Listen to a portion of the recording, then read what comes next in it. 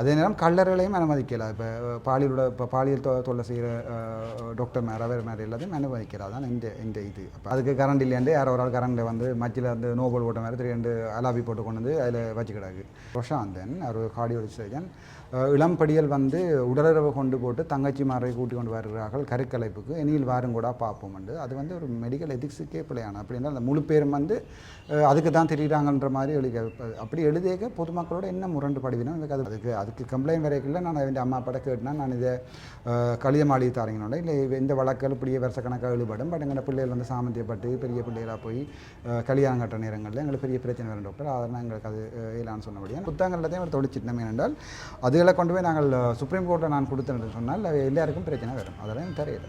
இப்போ நான் சொன்னேன் எல்லாருக்கும் ஆக்ஷன் எடுங்க அவைக்கும் செய்தப்போ 40-50 டாக்டர்ஸ் இல்லாமல் போவேன். எல்லாரும் ஃபேஸ்புக்கில் மொழி கொண்டு எனக்கு முக்கியமாக எனக்கு என்ன கவலை என்றால் இப்போ இவர் மணிமாறன் மற்றது மணிதீபன் நினைக்கிறேன் மணிதீபன் இளங்கோவன் எல்லாருக்கும் எதிராக அந்த சேம் ஒரே சட்டம் எல்லாரையும் சட்டம் சமம் தானே. இப்போ என்னடா அப்போது சாச்சேரி இன்றைக்கு வந்து இந்திய நேற்றையோட என்னுடைய லீவு முடியுது. ஒரு கிழமை லீவு போட்டிருக்கேன். அதாவது திங்கக்கிழமை 8ஆம் தேதி நினைக்கிறேன். 8ஆம் தேதி வந்து மெடிக்கல் லீவும் மிச்சம் 3 நாளும் வந்து லீவும் போட்டிருக்கேன். மிச்சம் 4 நாள் லீவு போட்டிருக்கேன். அது சனியாரோட சேர்த்து இந்த லீவு சண்டையோட முடியுது. இன்றைக்கு வந்து அந்த லீவ் எழுத தானே வேணும். அந்த நேரம் புத்தகங்களோட இருக்கல ஞாயிற்றுக்கிழமை நான் போய்க்கலாம். இந்த லீவ் எழுதினான் மற்றது லெட்டர்ஸ் வந்திருந்தேன் சைன் பண்ணினான். நான் வந்து இப்போ டாக்டர் அஜீவை டிஸ்டர்ப் பண்ணியோ இல்லை இந்த ஹாஸ்பிட்டல் டிஸ்டர்ப் பண்ணியோ அடிச்சு அப்படி எல்லாமே எதிர்பார்த்தேன். அப்படி அதுக்கு நான் வரையிலே அப்போது எனக்கு ஒரு ரைட்ஸ் ஒன்று இருக்குது தானே. நான் தான் இப்போ எம்எஸ். ஆனால் ரஜீவன் எனக்கு அந்த வேலையை செய்து தர மாட்டால் சந்தோஷம் தான். அதில் போய் வடிவாக சாப்பிட்டு என்ன நடக்குன்னு பார்த்துங்க வடிவால் மேசைக்கு மேல்மாடியிலேருந்து வடிவாக பார்த்து கொண்டிருக்கலாம். மற்றபடி அவரை டிஸ்டர்ப் பண்ணுறதோ பேஷண்ட்ஸை டிஸ்டர்ப் பண்ணுறதோ பேஷண்ட்ஸ் பார்க்குற டிஸ்டர்ப் பண்ணுறதோ ஒரு இதுவும் நான் வடிவாக கிளியராகவே சொல்லியிருக்கிறேன். நான் இப்போ என்ன வரையிலான்னு சொல்ல ஒருத்தருக்கும் சொல்லிடாது. மற்றபடி அவை டிஸ்டர்ப் பண்ணுற வேலை ஒன்றே நடக்காமல் பார்த்துக்கொள்ளுங்க. நீங்கள் மீடியாக்கார் போகிறதுலேருந்து தான் எல்லாமே இருக்குது. நீங்கள் வைத்தியர் வந்து அடித்தாரண்டு போட்டு விட்டீங்கன்னா இப்போ இந்த சனமொழி வந்து ஆக்களுக்கு அடிக்க வருதுங்க. அப்போ ஜோதிச்சு வடிவாக போடுங்க. இந்த இதில் கட் பண்ணி போடுங்க வடிவாக. சென்ட்ரல் கவர்மெண்ட் அதுக்கு மேலேயும் காய்ச்சிட்டு வந்திருக்கேன்.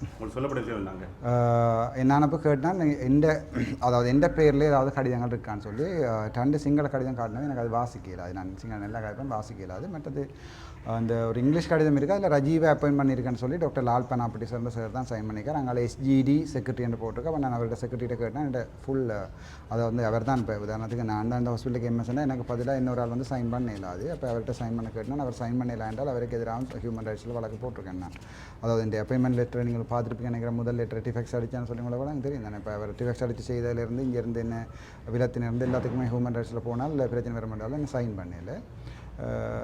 இப்போ நான் தான் எம்எஸ் நாளைக்கு வரையணும். இப்போ மினிஸ்ட்ரியிலேருந்து வரையணும். அப்போ வந்தால் பொதுமக்களுக்கு அதை வடிவாக ஒரு இதாக எழுதி போடுங்க. தாங்கள் பயம் இல்லாமல் எழுதி கொடுக்கலாம். என்ன நடக்கிறேன்னு சொல்லி எழுதி கொடுக்கலாம். அந்த ஆக்ஷன்கள் ஈடுபடும். மற்றது வடிவாக ஒன்று விளையாங்க. இது வந்து என்ன சுற்றின போராட்டம் இல்லை. நான் ஒரு சாதாரணமாக பாரதியார் சொன்ன மாதிரி எங்கே அநீதி நடக்குதோ அங்கே குரல் இடன்னு சொல்கிற சாதாரணமாக இவை வந்து தாங்களாகவே போய் காத்தி குளறி அங்கே போய் நின்று கொண்டு 3 நாள் இப்போ எல்லாருமே சட்ட சிக்கலுக்குள்ள மாட்டிட்டோம். என்னென்றால் இப்போ நான் வந்து இப்போ உங்களுக்கு மீடியாவுக்கு ஸ்டேட்மெண்ட் தரது தானே. அது வந்து ஈகோர்ட்டின் படிப்பிலை.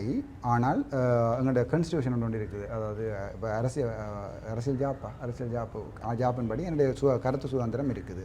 அப்போ நான் மயில்பாரசர்கிட்ட கேட்டேன்னா நான் சொன்னால் ஈகோர்ட்டின் படிப்பிலை ஆக்ஷன் எடுப்பேன். நான் சொன்னால் எல்லாருக்குமே ஆக்ஷன் எடுங்க அவைக்கும் செய்து. அப்போ 40-50 டாக்டர்ஸ் இல்லாமல் போவேன். எல்லாரும் ஃபேஸ்புக்கில் மொழி கொண்டுக்கிறேன். எனக்கு அந்த செந்தூரன் ண்டாக்கா அந்த 5 தடவை கொண்டிருக்கிறேன் தாங்கள் படித்த மாதிரி. அப்போ எல்லாருக்குமே ஆக்ஷன் போகும். முக்கியமாக எனக்கு என்ன கவலை இருந்தால் இப்போ இவர் மணிமாறன் மற்றது மணிதீபன் நினைக்கிறேன் மணிதீபன் இளங்கோவன் எல்லாருக்கும் எதிராக அந்த சேம் ஒரே சட்டம் எல்லாரையும் சட்டம் சமம் தானே. இப்போ எல்லாருக்கும் ஈகோர்ட்டில் இன்கொயரிஸ் போகும். அப்போ நீ அவள் கொடுக்குற பதிலில் தான் போயிருக்கும். ஆனால் இதே என்னால் மாற்றிடும். அதாவது வந்து இப்போ நான் ஓமன்ட்டு சொன்னால் இந்த விஷயத்தை மாற்றலாம். பட் அவை அதுக்கு ரங்கி வரையினம் இல்லை. இப்போ அவை தொடர்ந்து வேலை செய்யணும்ன்றான்னு எந்த விருப்பம். பட் அந்த இப்படி ஆம்புலன்ஸில் போய் சனத்துக்கு பயந்து கனாலும் வேலை செய்யலாது. இனி அதை அவையை பொறுத்தது. நாளைக்கு மினிஸ்டர் வந்து எனக்கு ஒரு கடிதம் மட்டும் கையில் தந்தால் அந்த கடிதத்தை பார்த்துட்டு அது செக்ரட்டரி சைன் பண்ணியிருந்தால் அல்லது மினிஸ்டருக்கு முன்னால் வச்சு தரைக்கிறேன் நான் அக்செப்ட் பண்ண தானே வேணும். அது ஒரு ஒஃபிஷியல் டாக்குமெண்ட்டாக இருக்கும். நான் எந்த கேள்வியெல்லாம் ஒஃபிஷியலாக நீங்கள் தர வேணுமென்றது. அதாவது சும்மா அவர்கிட்ட கொடுத்துவிடு அப்படி தூர வச்சு காட்டு கையில் தர மாட்டேன்னு சொல்லி அதே சரி வர ஒஃபிஷியலாக நான் வரைக்கிலே அவர் எடுத்து வச்சும் பயத்தலாம் இந்த கடிதத்தை காட்டுறது. எனக்கு டாக்டர் ரஜீவில் ஒரு கவலையும் இல்லை பிரச்சனையும் இல்லைன்னு சொன்னால் பாவம் எல்லாருக்கும் மாதம் தானே 2-3 நாளைக்கு இருக்கிறேன் எம்எஸ்ஸாக ஹாஸ்பிட்டல் நடத்திட்டும் நான் இங்கே விதைச்சி வச்சிருக்கிறேன். அறுவடை செய்யலாம்.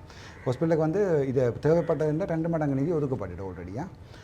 அதாவது நான் செக்ரட்டரியோட கை கேட்க செக்ரட்டரி சொன்னவர் இந்த ஹாஸ்பிட்டலுக்கு தேவைக்குரிய ஆளணி வளம் மற்றது தியேட்டர் ஸ்டார்ட் பண்ணுற எல்லாமே 2 மடங்கு தாங்கள் ஒதுக்கிட்டோம் ஆல்ரெடின்னு சொல்லி. அப்போ இனி அடுத்த இந்த ஹாஸ்பிட்டலுக்கு போகிறன்றதை பொறுத்து தான் இருக்குது. எல்லா ஹாஸ்பிட்டலில் இருக்கிற அங்கே இருக்கிற எம்எஸ் மாதிரி நடிங்க கொண்டிருக்கேன் நான் வந்துடுவேன் சனம் பாபாண்டு எழுதி கொண்டு இருக்குது. அதான் உண்மை. நான் என்ன முடிவெடுக்க போனால் வேறு கடித பொறுத்து தான் இருக்குது. இந்த ஹாஸ்பிட்டலுக்குரிய இந்த ஹாஸ்பிட்டலுக்கு செய்யக்கூடிய சகல இதையும் செய்யிட்டேன். சாவச்சேரி என்ன எங்கே இருக்குன்னு தெரியாது. இப்போ இன்டர்நேஷனல் லெவலில் வெள்ளக்காரனுங்க தெரியும், பிபிசிக்கும் தெரியும் சாவச்சேரி எங்கே இருக்குன்னு சொல்லி. அடுத்த ஹாஸ்பிட்டலில் போய் ஃபேமஸ் ஆக்குறான் இந்த வேலை. அப்படியே இலங்கையில் ஒரு மாதமாக போய் எல்லா ஹாஸ்பிட்டல்லையும் ஃபேமஸ் ஆகிடும். அதில் இலங்கை வந்து ஒரு வளர்ச்சி அடைஞ்ச நாடாக போயிடும். தொடர்ச்சியாக வைத்தியர் பணிப்புறக்கணிப்பு போராட்டம் செய்ய திருப்பியுமா நான் நினைக்கிறேன் ஏற்கனவே சனம் அடிக்கிறதுக்குன்னு தெரியுது. இன்னும் எனக்கு விளங்குறது ஒரு விளங்கக்கூடும் பொதுமக்களுக்கு தான் நாங்கள் மருத்துவம் செய்கிறோம். நாய் பூனைகளுக்கு இல்லை தானே. அப்போ நாங்கள் பொதுமக்கள்கிட்ட மனதை வெல்றதுக்கு ட்ரை பண்ணணும். அதை விட்டுட்டு நாங்கள் நின்று இப்போ பொதுமக்களுக்கு எதிராக இவர்கள் அதில் டாக்டர் இவர் எழுதியிருக்கிறார் ஃபேஸ்புக்கில் என்ன வேறு என்றால் ரொஷாந்தன், ஒரு கார்டியாலஜி சர்ஜன்.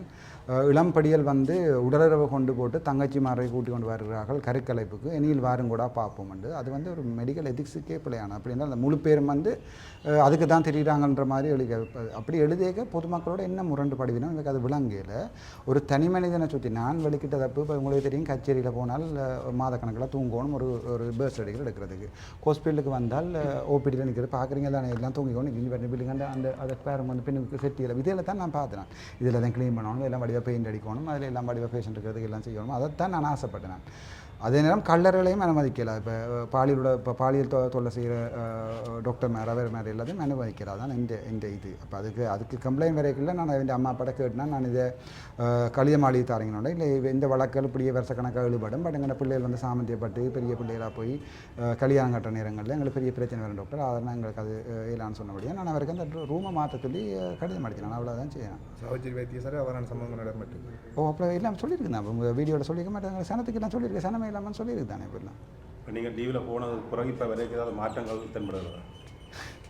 20 நாளில் நான் செஞ்ச மாற்றத்தை நின்று படம் எடுத்து போட்டிருக்கணும். அது சந்தோஷம் தானே. இப்போ இப்படி தானே. இப்போ நீங்கள் எனக்கடை இந்த ஹாஸ்பிட்டல் மாறணுமான்னு இல்லை, நான் தான் படம் எடுத்து போடணும்னு எனக்கு இல்லை.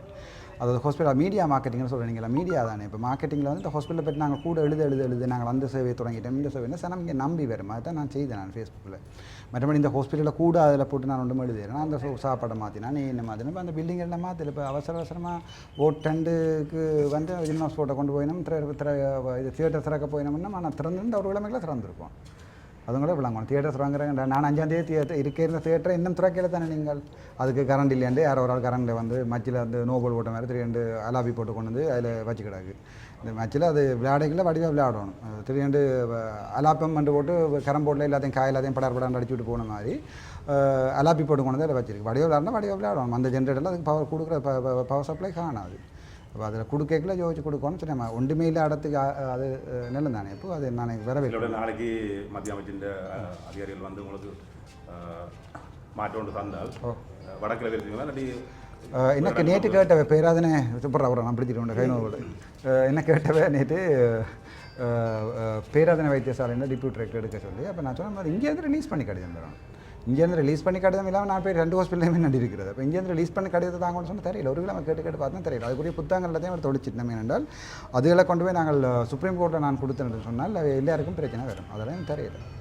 தரமாட்டினவன் நினைக்கிறேன் நான். பட் எனக்கு ரஜீவை குழப்பக்கூடாண்டாக்காண்டி விட்டுருக்கேன் நான். மாதிரி எனக்கு வேலை செய்கிறதுக்கும் ரஜீவ் வேலை செய்யுதுன்னு சொன்னால் இந்த வேலையை சந்தோஷம் தானே இடாப்பா. சரி, ஓகே ஓகே, தேங்க்யூ. ஓகே, வணக்கம். நான் டாக்டர் ராஜீவ்.